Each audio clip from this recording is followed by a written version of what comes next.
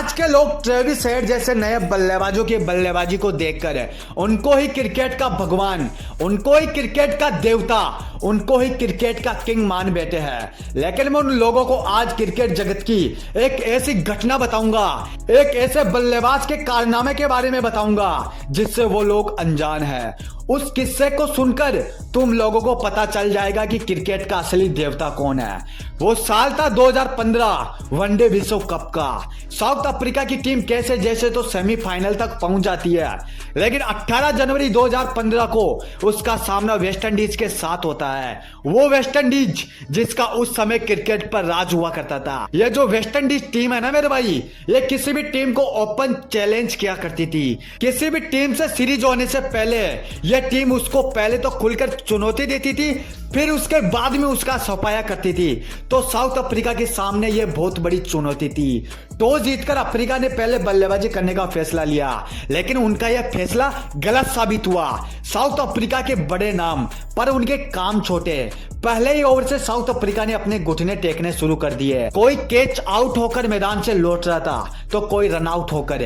West Indies के गेंदबाजों ने अपनी आग उगलती गेंदों से अफ्रीका के किले को ध्वस्त करना शुरू कर दिया था। और फाइनली वक्त आ गया जब अफ्रीका के फैंस अपने अपने घरों को लौटने लगे थे। मैच के टिकटों को फाड़ दिया था। मैच पर अपने खिलाड़ियों पर पानी की बोतलें फेंकने लगे थे, क्योंकि आधी से ज्यादा साउथ अफ्रीका की टीम पवेलियन में बैठ चुकी थी। वेस्ट इंडीज की टीम ने अपने झंडे मैदान में गाड़ दिए थे और यह सुनिश्चित कर दिया था कि न्यूजीलैंड के साथ फाइनल में वेस्ट इंडीज ही खेलेगा। लेकिन मेरे भाई, अगर यह कहानी यहीं पर ही खत्म हो जाती तो आज दुनिया एबी डिविलियर्स को नहीं पहचानती।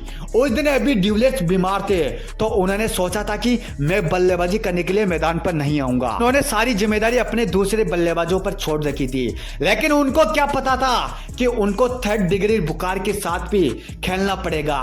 मैदान पर अब्राहम बेंजाम डिविलियर्स की एंट्री हो चुकी थी। माथे पर पसीना आ रहा था, आंखें लाल हो रखी थी। मैदान पर पांव भी सही तरीके से नहीं टिक रहे थे, क्योंकि मेरे भाई उस दिन एबी डिविलियर्स को बहुत भयंकर तरीके से बुखार था। लेकिन अपनी टीम की इज्जत बचाने के लिए एबी डिविलियर्स को मैदान पर उतरना पड़ा।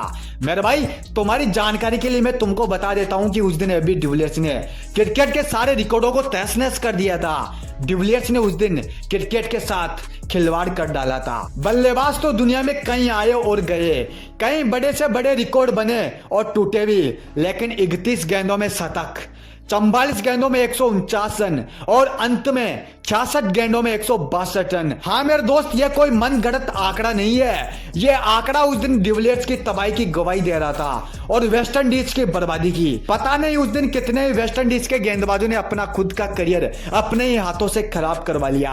उन गेंदबाजों में से कुछ गेंदबाज तो ऐसे थे जो उस मैच के बाद कभी भी अपनी टीम के लिए, अपने देश के लिए नहीं खेल पाए। उस दिन एबी डिविलियर्स ने 66 गेंदों में 162 रन के महाप्रलयकारी महाविध्वंसक पारी खेलकर संपूर्ण विश्व के गेंदबाजों के दिलों में दहशत का माहौल बना दिया था। और वहीं से शुरुआत हो गई मिस्टर 360 डिग्री की।